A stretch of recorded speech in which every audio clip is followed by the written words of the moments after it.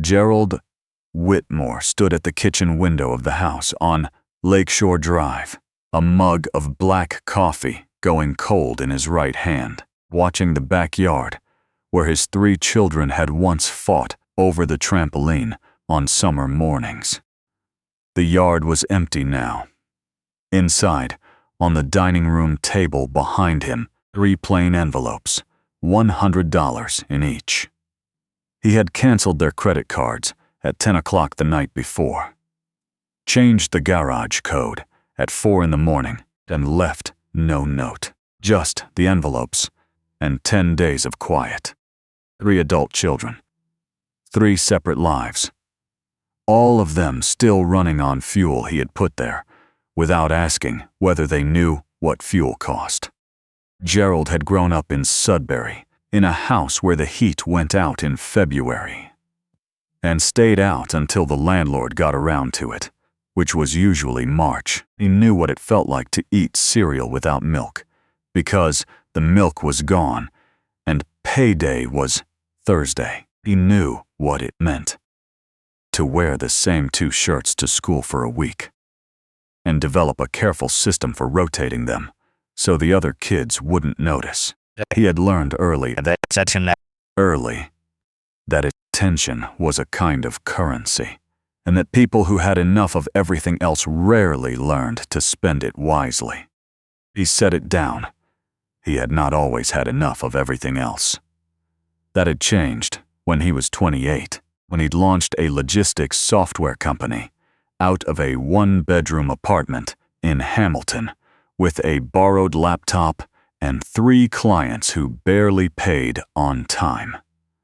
20 years later, Whitmore Systems operated in 11 provinces and 4 American states and employed just over 600 people. Gerald had built it the way people build things when they understand the alternative clearly, carefully, without waste, with the specific focus of a man who had something to prove not to anyone else, but to the version of himself still sitting in that cold house in Sudbury eating dry cereal. His wife, Joanna, had understood him in the particular way that required no explanation. She had died 4 years ago. Pancreatic cancer, swift and relentless. After that, Gerald raised the younger 2 on his own. The eldest, Reeve, had already been living in Vancouver by then. Reeve was 32. He had been working at Whitmore Systems for 6 years, the last 2 as Director of Client Partnerships, a title that had opened more doors than Reeve had walked through on his own effort. He dressed well and spoke smoothly, and had a talent for being in the right room, though he rarely did the work of staying once the room got difficult. He answered his father's messages in half sentences and never asked follow-up questions. He had the ease of a man who had never had to recalculate. Audra was 28. She had a lifestyle brand with 14,000 Instagram followers, and a business plan she had revised 5 times and launched 0 times.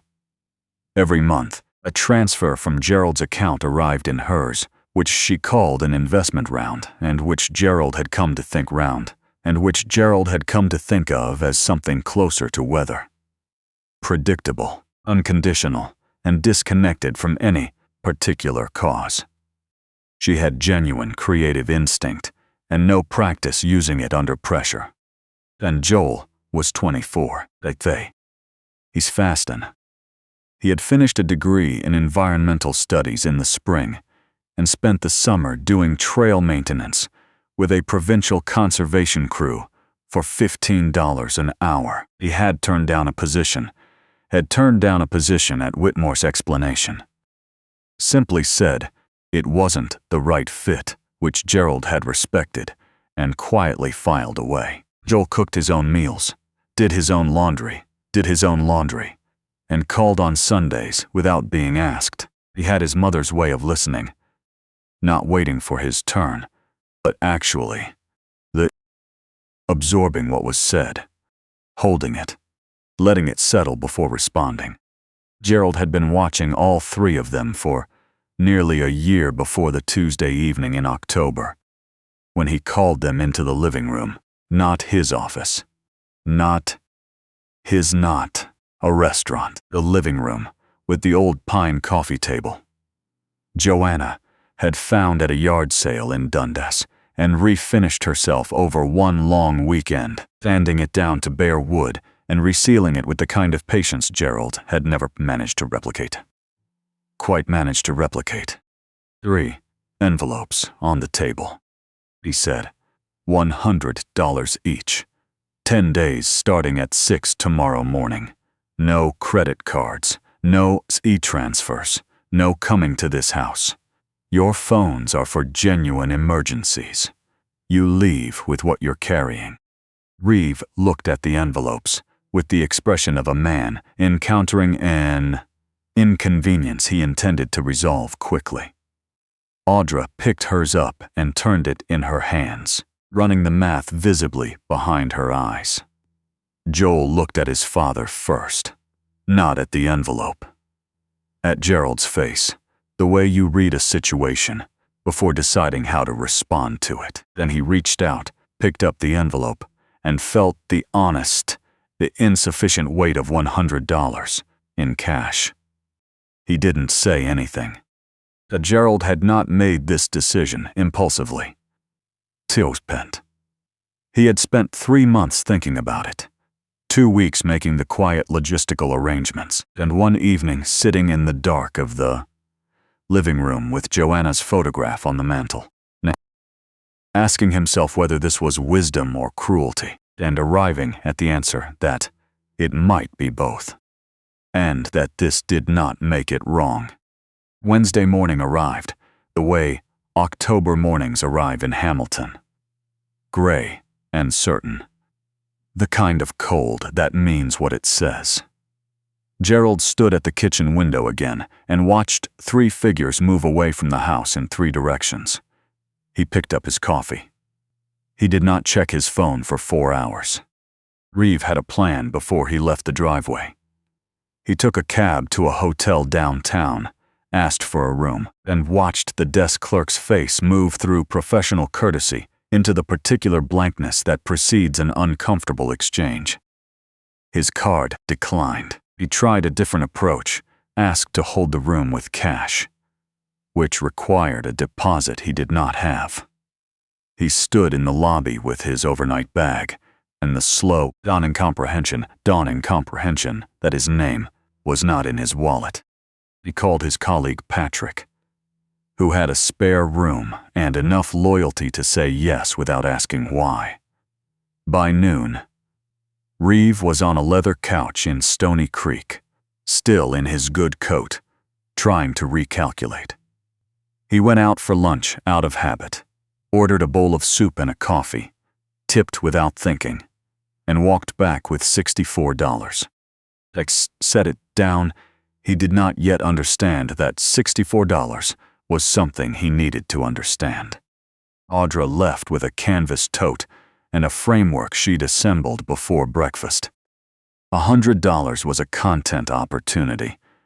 She had her phone, her ring light attachment, and a story.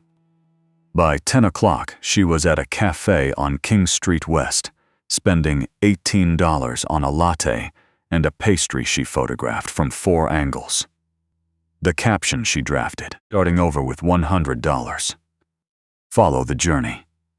She posted it, and sat waiting for the response that would make this feel like a strategy. The response was modest. The engagement was low. By early afternoon, she had spent $42 and had no clear picture of where she was sleeping or what she was doing tomorrow. Only the accumulating awareness that the story she'd been telling about herself, entrepreneur, creative, building something, had been told on borrowed infrastructure, in borrowed time, with borrowed money, and none of the borrowing had ever required her to examine the foundation. Joel left the house at 5:50, 10 minutes ahead of schedule. He walked east toward the waterfront. The air smelled like lake water, and dead were tardigrade and dead leaves, and the particular cold of a city that knows what's coming. He did not call a ride. He walked the way his mother had walked, measuring the ground before committing to it. He found the main branch of the public library when it opened at 9. He chose a table near the east window. Good light, quiet, and opened the small graph paper notebook he had carried in his jacket pocket. On the first page he wrote 2 lines. $100 eat 10 days. $10 shelter, find free. He crossed out the second line and wrote below it, earn. At a no-frills 2 blocks north he bought a loaf of bread, a jar of peanut butter, a bag of apples, and a large reusable water bottle. Total, $11.40. He set it down. He ate an apple on the sidewalk outside, watching the morning traffic, and then walked back to the library and recorded every cent in the notebook. He had $88.60 and 9.5 days. The numbers were manageable. He had managed numbers like this before. Managed numbers like the trail cruise in the months after graduation, when the conservation job barely covered rent. The difference was that this time he hadn't chosen the constraint. His father had. He sat with that distinction for a moment, turning it over. Then he closed the notebook and went to find work. By Thursday, the 3 of them were in 3 different kinds of trouble.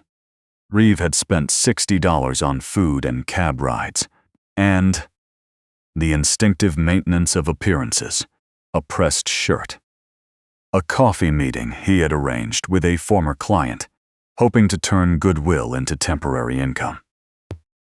The client was pleasant, interested in reconnecting, not interested in any arrangement that required moving money today. Reeve walked back to Patrick's couch with $4 in his wallet, and the unpleasant clarity that his professional network, which he had always thought of as his, was actually his father's, refracted through a job title he had not fully earned. He called Gerald that evening. Voicemail. He called again. Voicemail. He sat on the edge of the couch with the phone in both hands and tried to compose a message that would resolve the situation without requiring him to say the actual thing, which was that he did not know how to exist without the weight of the name behind him, and this had frightened him more than the $4. He didn't leave a message. Audra had spent Thursday at a park on the escarpment, with her phone dying, and $31 remaining, and the recognition arriving slowly, the way recognition arrives when you have been avoiding it. That she had spent 2 years performing the identity of a person, Tierson, building something without building anything at all. The followers, the aesthetic, the language of entrepreneurship, these had been the performance, not the work. They said been an actor. She had been an actor who had never learned the lines, because someone else always covered for her between takes. She sat on a bench, looking out over the lower city and Naws. Thought about her mother. Joanna had worked 2 jobs for 3 years when Gerald's company was still losing money. She had never announced this as sacrifice. She had done it the way people do what's necessary when they understand that the alternative is to stop. Audra had always known the story abstractly, sitting on a park bench with $31 and no place confirmed for tomorrow. Tomorrow night, she understood it in her body for the first time. Joel found the community kitchen on Thursday evening, a church-run operation on the East End that served dinner. 3 nights a week, no questions asked. He sat across from a woman he had not met before. She was around 60, wearing a fleece vest, with a faded logo from a garden center that had probably closed 15 years ago. He had hands that knew outdoor work, the particular calluses and small cuts of someone who had spent decades doing useful things with them. Her name was Ruth Bellamy. She had spent 22 years as a master arborist with the city, one of the few women to hold the certification in her era. Her husband had died suddenly 2 years ago. A heart attack, Wednesday afternoon, nothing building up to it, just there and then not. The house had been in both their names, but the line of credit they had used to fund their daughter's tuition, and a failed kitchen renovation had been in his name only. And when he died, the bank had moved with the kind of efficiency that grief does not accommodate. She had been staying with a friend, then a succession of less stable arrangements for 14 months. She spoke about all of this without bitterness, the way people describe weather. They have already survived. Joel didn't fill the silences. He let her speak until she had finished speaking, and then he asked about the garden center on the vest. She looked down at it, almost surprised.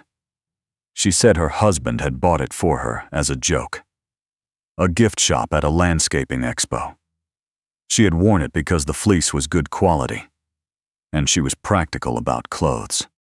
She told him she used to do the urban forestry assessments for the whole East End, that she could identify a stressed tree from 40 meters by the color of the canopy in midsummer, that she had trained 17 junior arborists over her career, and every single one of them had gone on to certification. Joel wrote 4 words in his notebook that night. She still knows how. Friday arrived, cold and clear, the particular brightness of a Canadian October morning where the sky has no patience for ambiguity. Reeve walked into the public library on York Boulevard at 9:15. He chose a table near the window because the light was good. He sat down and did not open his phone and did not perform being occupied. He had $4 and no confirmed place to sleep after Saturday. For the first hour, he sat and did not do anything useful with the sitting. He was too accustomed to motion, to the performance of productivity, the constant management of impression, to simply exist in a room without an agenda. Set it down. Near the end of the first hour, an older man at the next table knocked a heavy book off his chair, reaching for his coat.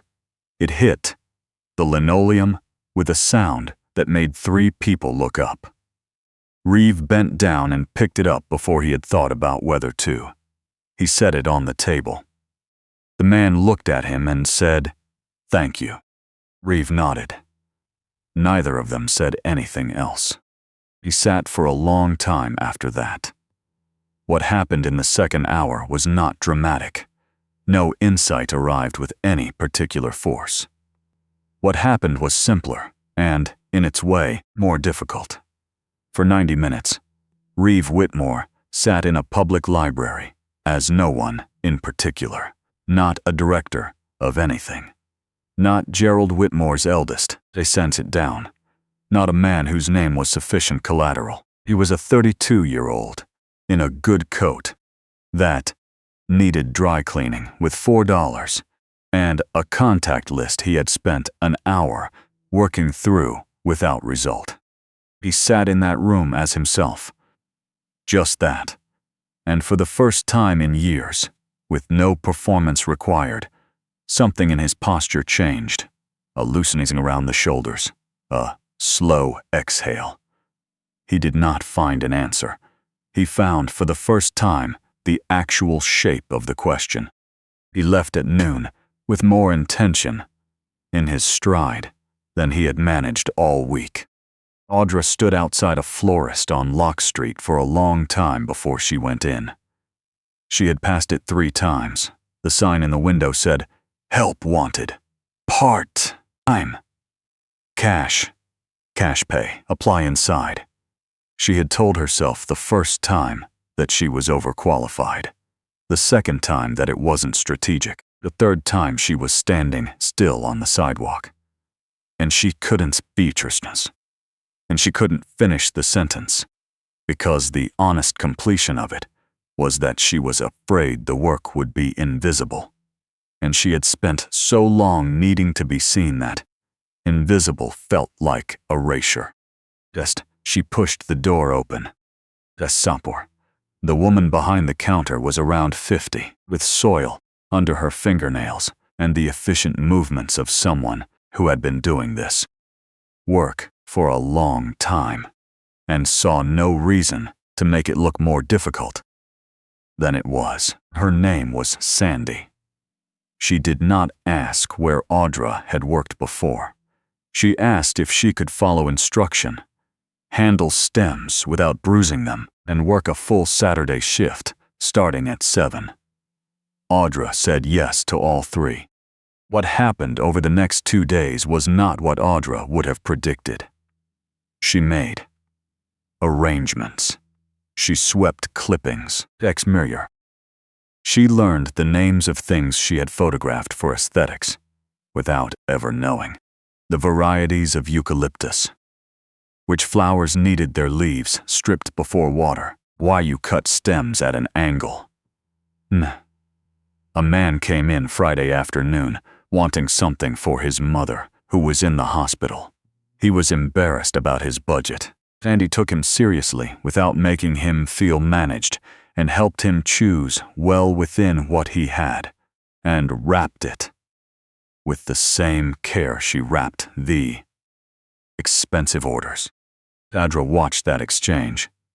Audra, next change, and thought about every time she had made someone's budget feel like a limitation to be overcome, rather than a fact to be respected. She thought about the transfers from her father's account that she had never once thanked him for, in a way that named what they actually were. She worked until 6. Sandy set $40 on the counter and told her to come back Saturday. Audra folded the bills carefully and put them in her pocket. They felt different from money she had received before. She couldn't fully explain why. They just did. He set it down. Friday night, each of the 3 was at a different kind of low. Reeve sat on the couch at Patrick's with $4, and the knowledge that Patrick's patience was running its natural course. He spent 32 years moving through a life that moved for him. Now it had stopped and he was in it, completely still, with no particular direction obvious, and no one waiting to point him. He did not call his father again. Instead, he sat with $4 and the quiet and began. Slowly, and without any dramatic resolution, he set it down to think about what he was actually good at when the title was removed. He sat with the down. He sat with the question the way you sit with something uncomfortable when you have nowhere to go that would let you avoid it. He had not sat with anything that honestly in years. Audra sat in the small room she had rented for $25 a night from a woman on Airbnb who rented out a basement room to make ends meet. She opened her notebook. Not her phone, her actual notebook, the paper one she had bought to plan content and never actually written in, and wrote, without editing herself, for the first time in longer than she could easily recall. Not copy, not captions, not strategy. Just what had happened, what she had seen, what she thought it might mean. She filled 4 pages. She fell asleep with the notebook on her chest. Joel spent what he had carefully and on purpose, and most of what remained he spent on someone else. Saturday morning, he bought Ruth a coffee, $2, from the corner store near the church and sat with her on the front steps in the cold. She had mentioned her back on Thursday in passing, the way people mention chronic pain briefly and then step around it. He had bought a small box of ibuprofen at the drugstore. He set it on the step beside her without explanation. She looked at it. She said, "You didn't have to do that." He said he knew. They drank their coffee. The October morning moved around them. A woman walked past with a dog that had somewhere important to be. A delivery truck idled at the corner, then pulled forward, leaving a small cloud of exhaust that dispersed in the wind. After a while, Ruth talked about the trees. Semicircle. Not abstractly. Specifically, a stand of silver maples on the escarpment that she had flagged for monitoring 12 years ago and had watched through the seasons until she left the city position. And still thought about the way you think about something you have cared for without expecting recognition. He described these ants to the way a healthy silver maple looks. In October, the leaves going red from the outside in, the branches holding the light differently than they would in summer. Joel opened his notebook to a blank page and began to draw. It was rough. He was not an artist, but the basic form of it was clear. A ground plan, a section of the escarpment edge, marked planting zones. Beside one marking, in small careful handwriting, RB, monitoring and assessment, canopy health. Not a concept. Not a placeholder for a theoretical hire. A specific woman, with specific knowledge, already placed inside the structure of the idea, as though the structure required her to stand correctly. He closed the notebook and finished his coffee. A morning at 6, Gerald opened the gate. He made a pot of coffee and sat at the kitchen table with Joanna's pine coffee table visible through the doorway. He did not turn on the radio. He waited. Reeve came in at 8:40. He came through the front door with his overnight bag, one side scuffed from being set on concrete. His good coat needed cleaning. He did not look at his father when he came in. He walked straight upstairs and shut the bathroom door. Gerald heard the water run for a long time. He put on more coffee. Audra came in through the back at 10:15. She set 2 things on the kitchen table before she said anything.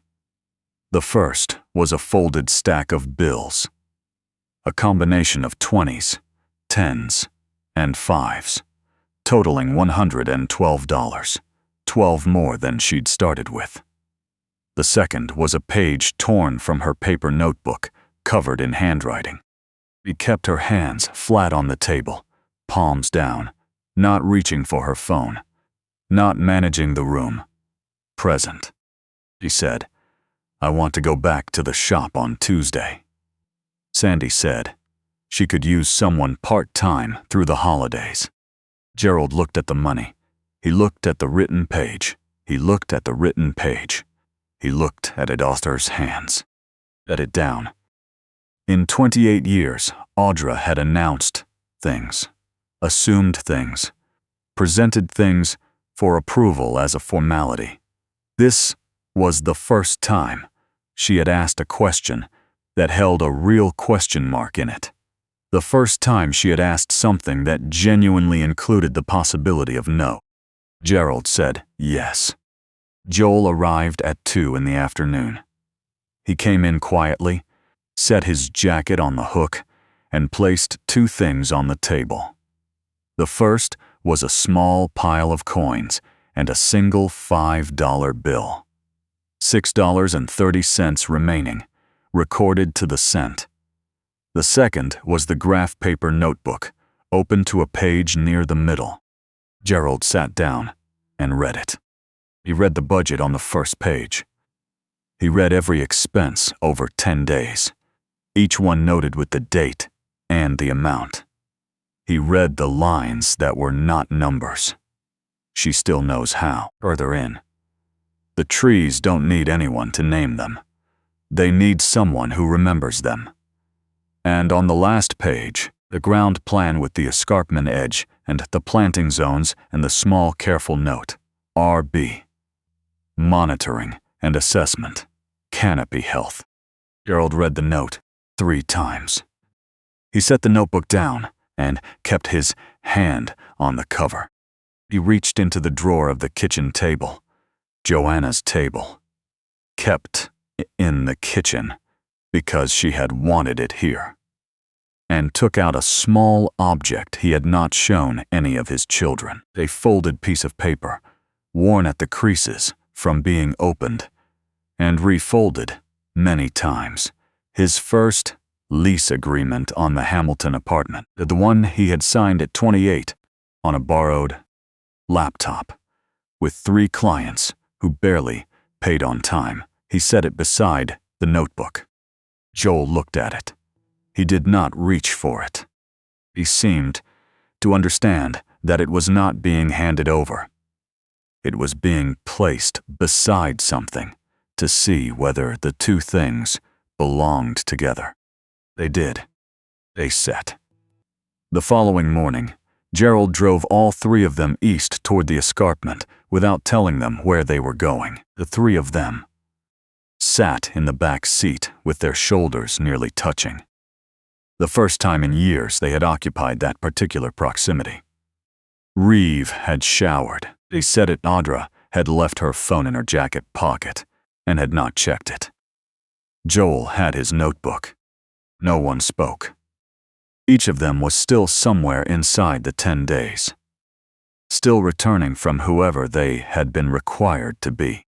The site was on the lower escarpment edge, a long, narrow property, with city-owned green space on one side and a community garden collective on the other. Chain-link fence. A partial structure that had been a storage facility, now empty and cleared. An overgrown edge, where the lot met the escarpment slope, silver maples and ironwood pressing through. Gerald got out of the car. His children followed. He told them he had optioned this property 11 months ago and told no one that he had been working with a city planner and an environmental consultant on a proposal that was in its 2nd review, that what the building was going to be was a community conservation hub for training and equipment storage, and certification prep for urban arborists, naturalist technicians, trail crew workers, 3 floors of transitional housing above, rents fixed permanently below market rate for people displaced by the city's ongoing cost crisis. A working greenhouse on the roof, maintained by residents, supplying 3 food banks in the East End. The building would not generate return. It was not designed to. It was designed around a simple observation Gerald had made over 20 years of watching cities operate, the people who kept the physical world functioning. The tree crews, the trail workers, the hands-in-the-ground people were consistently the first displaced by the economy of the places they maintained. Set it down. He looked at all 3 of his children. He said, "I didn't take your cards away to punish you. I did it because I have been watching you for 2 years, and I wasn't sure any of you could see what I see when I look at this city." He let that sit. Then he asked each of them in the same voice, "If I gave you this property, what would you build?" Definite, Reeve answered first. He talked about the permit process, the phased construction timeline, the value of engaging the community garden collectives early, a neighborly garden early, as a stakeholder rather than a neighbor. The answer was organized and technically sound. Partway through, he stopped. He had heard something in his own voice. the familiar fluency of a man performing competence, and he recognized it now in a way he hadn't before last week. He looked at the overgrown escarpment edge. He looked at his shoes. He didn't try to fill the silence with more words. Gerald looked at his eldest son, at the stillness in him that had not been there before Monday, and said nothing. He noted it. Audra was looking at the greenhouse structure on the building's existing partial frame when her turn came. She said, quietly, almost to herself, "The market at the community garden runs every Saturday in summer. They always run out of signage. Nobody can tell what anything is or where it came from." She paused. "Cunning, known. People want to know the story behind what they're buying. They just need someone to help them tell it." It was not a sentence about square footage or revenue projections. No. It was a sentence about what people actually needed from a place that was trying to mean something, A way of connecting the work to the person who received it. Sandy had not taught her this in words. She had taught it by wrapping a small, affordable bouquet with the same attention she gave the expensive ones. And by taking a man's embarrassment seriously and turning it into something he could bring to his mother. Gerald felt something move in him when she said it. He had not anticipated Audra. Of the three, she had seemed most caught in performance, most to the version of ambition that was really just visibility without foundation. And here she was at a chain-link fence, talking about telling the story of what people grew. As Joel walked through the gap in the fence, the fence without asking. He moved around the perimeter slowly, looking at the escarpment edge, crouching twice to look at something in the soil, placing one hand flat on the slope where the tree roots had pushed through the surface. He stood, stoned, and opened his notebook and drew for several minutes. Dave. When he brought it back, the ground floor showed 3 designated areas: equipment, certification classroom, seed library, and beside the escarpment edge, marked clearly, a monitoring grid with transects and seasonal access paths. Beside the grid, in the same small, careful handwriting that had recorded every cent over 10 days, Ruth Bellamy, Urban Forestry. Currently at the East End Community Kitchen most evenings. Certified Master Arborist, 22 years city service. Not a concept. Not a suggested profile for a hypothetical position. A specific woman with a specific credential at a specific address, already placed inside the building the way a load-bearing element is placed, as though the structure could not stand correctly without her. Gerald looked at the name. He looked at the credential. He looked at the address. He was quiet for long enough that Reeve shifted his weight, and Audra glanced over. That it Switcher. When Gerald finally spoke, his voice had the particular evenness of a person receiving something they have waited for, without being certain it would arrive.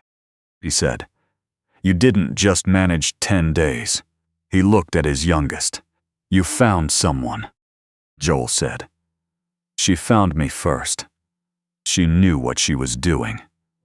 She just needed someone to notice it still mattered." Gerald read that the way he read contracts. Slowly, more than once, until the full weight settled. He stood at the edge of that lot in the October wind, his 3 children beside him, for the first time in longer than he wanted to calculate, and understood that what he had hoped to find was what he had found. Not cleanly, not without the particular sadness of watching a 32-year-old stop mid-sentence and look at his own shoes. But real, which is the only kind that costs anything. The ground floor of the conservation hub opened the following September, on a Tuesday. There was no ribbon. Ruth Bellamy arrived before anyone else, the way she had always arrived at. Work. Early, because the work was worth it. She unlocked the equipment room with a key that had her name on the tag. The first key with her name on it in 2 years. She turned on the lights, set it down. The room smelled like good soil and linseed oil, and the particular readiness of a space that had been built for a purpose and was about to meet it. Set it down. There were 4 others in training that first session. 2 had done seasonal trail work. 1 had never held a pruning saw. Ruth taught the way she had always taught, slowly, and without performance, with the understanding that careful attention was not inefficiency. It was the work. She would stand beside a student at the escarpment edge and adjust the angle of their gaze without speaking, then step back and say, "Now tell me what you see, what the canopy's telling you." Read it again. Every assessment report. The monitoring program produced had 2 initials in the lower right corner. Reeve returned to Whitmore Systems, but not to the same version of the role. He went to his father 6 weeks after the 10 days with a proposal. A pro bono advisory program, 2 days a month, for small conservation nonprofits and community land trusts in the Hamilton region. He offered to cover the initial operating costs from a reduction in his own compensation. He did not present this as generosity. He presented it as a thing he wanted to do and was asking permission to do. He still wore the good coat. He walked to more the good cone. He walked to more meetings now, sometimes 12 or 15 blocks, and the city had become legible to him in the way cities become legible to people who have had to navigate them honestly. Audra worked at Sandy's through the holiday season and into the new year. She helped build the market signage program at the Community Garden Collective. Nothing elaborate, just clear hand-lettered cards with the grower's name. The variety, how it was grown. People stopped.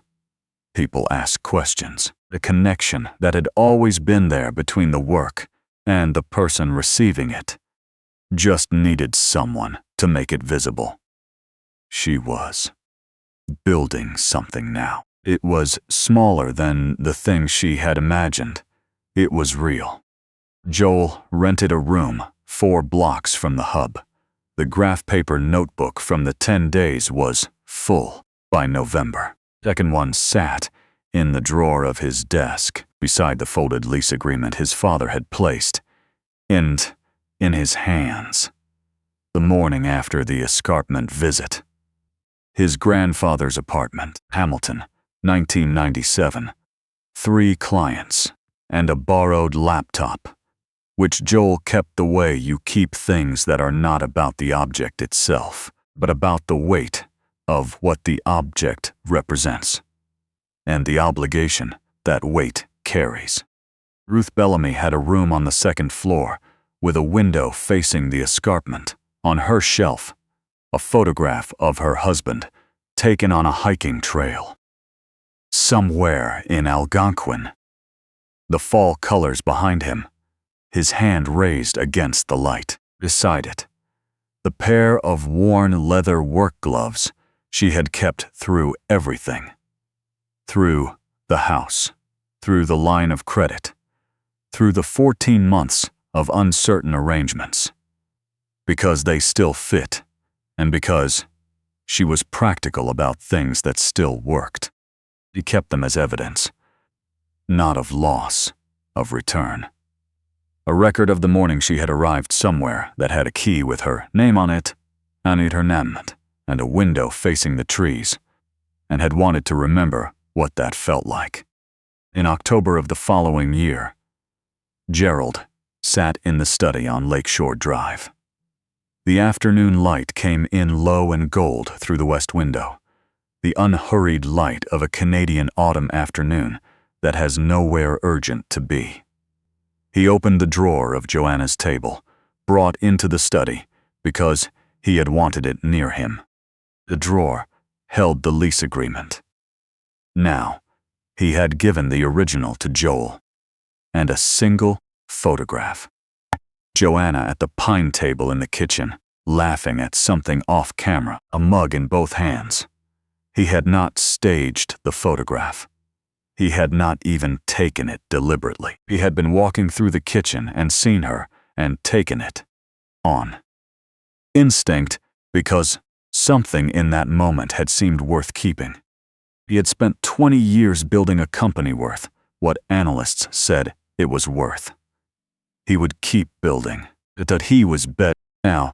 What he was building now could not be entered on a balance sheet or appraised by any method he knew of. It was measured in a woman who showed up early because the work was worth it. In a son who asked instead of announced. In a daughter who had learned to make something visible that had always been there. In 5 words said, in the October wind, at a chain-link fence. Gerald closed the drawer. Outside the window, Hamilton moved through its ordinary afternoon, full of people carrying things no one else could see. For the first time in a long time, he looked at it without counting. The next morning, before anyone arrived, Ruth stood alone in the equipment room. The lights were off. The room held the smell of the previous day's work, soil, and bark, and something without a name that meant useful things happened here. On the workbench, a seedling tray she had started 3 weeks ago. Red osier dogwood, native to the escarpment edge, slow to establish, good for erosion and for birds, and stat. She had labeled each cell in her careful handwriting, set it down. She ran one finger along the edge of the tray, checking moisture, reading the soil the way you read something you have learned to trust. Assess it. She picked up the tray, carried it to the window, set it in the light. Then she opened the door, and the morning came in. Nosed her. I keep thinking about the moment. Joel put his hand flat on the cold ground at the escarpment edge. Not reaching for his phone, not calculating, just listening to the ground the way his mother used to listen to people, all the way in, without an exit strategy. That's the image I come back to, not the money, not the envelopes on the table. That one gesture. What happened to Gerald's 3 kids over 10 days wasn't really about survival. It was about cause and consequence in the quietest possible sense. Reeve had spent years building a professional life on borrowed credibility. And the moment the card declined, the whole structure revealed what it was actually made of, Renudwar. That's not cruel. That's just how things work. You can't avoid the accounting forever. The bill always arrives in some form, and the only question is whether you're the one who opens it or whether life opens it for you. On its own schedule, without warning. Audra had been performing the idea of building something for 2 years, without ever laying a single, real foundation. I think what broke open for her, standing on that park bench, thinking about her mother working 2 jobs and never once announcing it as sacrifice, was the recognition that real work doesn't need an audience to count. Dandy wrapping an affordable bouquet with the same attention as an expensive one. That's the thing Audra couldn't have learned from a content strategy session. Piece it down. You learn it by watching someone do it, and by understanding that the doing is the whole point. Joel never needed 10 days to know who he was. But I think he needed 10 days to understand what his capacity was actually for.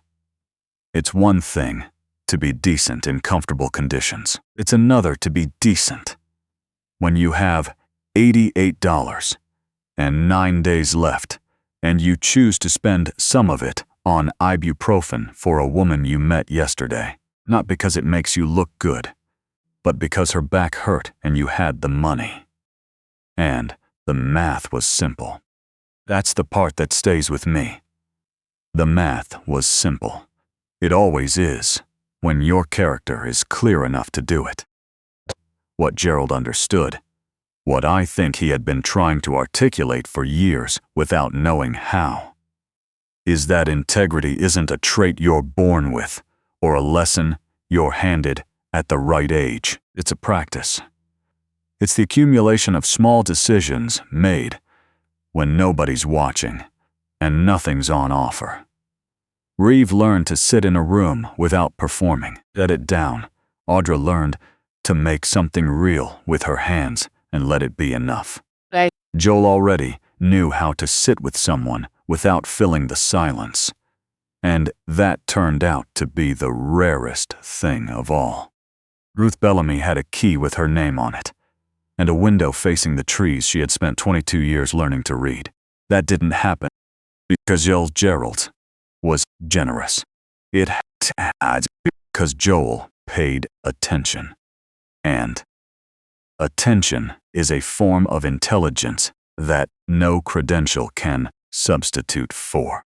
I think that's the whole story, really. Not the $100, not the 10 days. Just 3 people finding out what they were made of when the scaffolding came down.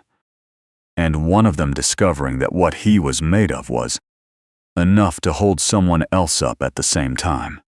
That's not a small thing. It might be the only thing that matters.